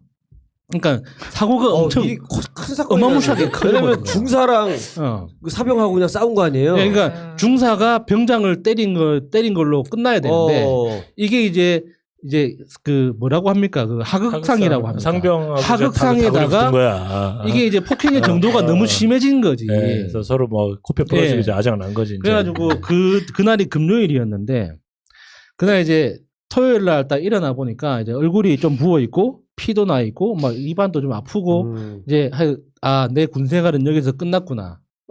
이제 거기서 끝나면 이제 어떻게 되는데 영창 가는 거? 영상 가는 거죠. 그래서 내 군 생활은 여기서 끝났구나 싶어가지고 한숨 쉬고 있는데 대대장이 뚜벅뚜벅 찾아와가지고 박서방 앉아봐. 그때 제 별명이 존나 빠진 박서방이었거든요. 네, 별명이. 예, 그래서 박서방 앉아봐. 진짜 웃겨. 그날이 이제 토요일이었으니까 술 먹고 일어나는 날 아침이 월요일까지 고민을 해보겠다. 이거 부대 전체가 뒤집어질 만한 큰 사건이기 때문에 이걸 우리가 그러니까 너도 그렇고 나도 그렇고 대대장이 그렇게 이야기해서 너도 그렇고 나도 그렇고 이거 인생 걸고 이게 해결해야 되는 문제니까 일요일까지 한번 고민을 해보자. 어차피 부대는 다 행정 업무는 안 돌아가니까 그래서 일단 쉬어라 하고 이제 그날 하루 종일 끙끙 앓았죠. 술도 많이 먹었겠다, 맞았겠다, 막 온몸이 아플 거 아닙니까. 그래가지고 그날 이제 좀 대충 해장을 하고 자고 그 다음날 아침에 딱 일어났는데 아침 기상시간 직전에 행정반에서 저를 깨웁니다. 그래서 전화를 받아보라고. 그래서 행정반에 가서 전화를 받으니까 아버지가 돌아가셨다는 거야. 그러니까 이 상황이 참. 예. 그러니까 이게 그러니까 그때부터는 아무 생각이 안 나는 거죠. 이게 어떻게 해결해야 될지는 모르고 일단 아버지가 돌아가셨다는 부고가 왔으니까. 그러니까 그때 이제 대대장이 저를 참 많이 좋아했어요. 그러니까 제가 일을 열심히 하긴 했거든요. 그래서 그 일요일에 대대장이 직접 부대로 급하게 왔어요. 사복 입고 추리닝만 입고 바로 와가지고 일단 거기에서 바로 휴가증을 바로 끊어줬어요. 그래서 휴가 신고할 필요 없으니까 중대장은 내가 알아서 처리할 테니까 바로 가라 해가지고 옷 입고 바로 갔어요. 그때를 생각하면 그러니까 저는 이제 아버지 장례를 5일을 치렀거든요. 근데 그 이후에 이제 그 구타 사건이 어떻게 해결됐는지를 몰라. 물어볼 수가 없지 이제. 그러니까 그거는 내 입장에서는 왜냐면은 아버지가 돌아가셨기 때문에 저는 이제 그 전역 조건이 돼버린 거예요. 저녁이요? 그러니까 부양 가족이 생겼잖아요. 아. 그러니까 원래 경제적으로 책임지던 사람이 사망을 하고 어머니는 이제 법적으로는 경제적인 능력이 없는 거였고 누나 둘 다 장애인이었기 때문에 저는 이제 부양 가족이 2인 이상이 생겨버렸잖아요. 그러면 이제 전역 조건이 돼요. 그래서 여기에서 이제 그 대대장 입장에서는 얘를 군대에다가 붙잡아 두려면은 이 폭행 사건을 제대로 하면은 이제 군세 일도 할 커지고. 수 있는데 네. 그러면 이제 이 얘도 문제가 생기고 나도 문제가 생기고. 근데 여기서 전역을 시키려면 이 폭행 사건을 어떻게든 무마를 시켜야 되잖아요. 그래서 결국에는 저를 때린 그 간부가 다른 부대로 전출 가는 걸로 그냥 해결을 시킨 거죠, 억지로. 그러면 저녁 안 하고? 나는 전역 안 하고. 근데 전역하는 걸 원하지 않았어요? 아니요, 저는 그때 군 생활이 편해지고 있었기 때문에 네, 군 생활 하는 것도 괜찮다고 생각을 했죠. 근데 그때가 진짜 그러니까 그 만약에라는 게 너무 많이 들어가 있는 거예요. 그러니까 그렇죠. 내가 만약에 그냥 참았더라면 술을 조금만 먹었더라면 그때 안 때렸더라면 그러니까 그때 만약에 아버지가 돌아가시는 일이 없었다면 그러니까 정말 이렇게 만약에라는 게 너무 속속들이 있어가지고 그 이야기가 생각이 났습니다. 아유, 오늘 막걸리 한잔 하시죠. 끝나고 쌍꺼풀 이거 붓기는 뭐 나도 모르겠어. 이제는 술 먹어도 괜찮을 것 같아요. 그냥 많이씩 먹고 막걸리 먹는 걸로 하시죠 오늘.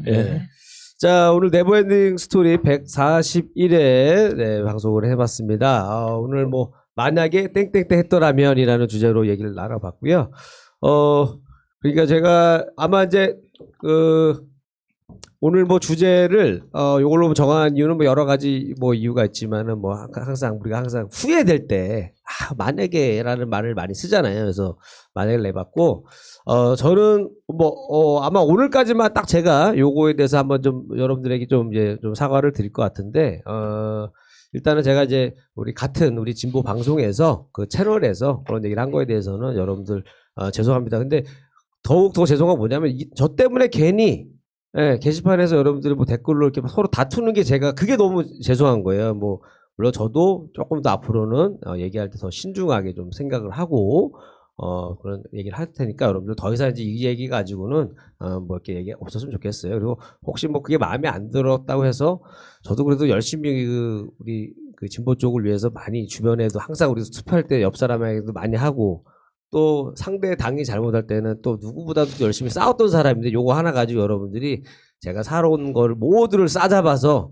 뭐 조롱한다거나 나쁘다거나 이렇게 얘기하지 마시고요. 그냥 아직 뭐 애가 방송하던 애라 그런지 모르겠지만 방송에 대한 질투가 많았나 보다 이렇게 정도 하고 넘어가 주시면 감사할 것 같습니다.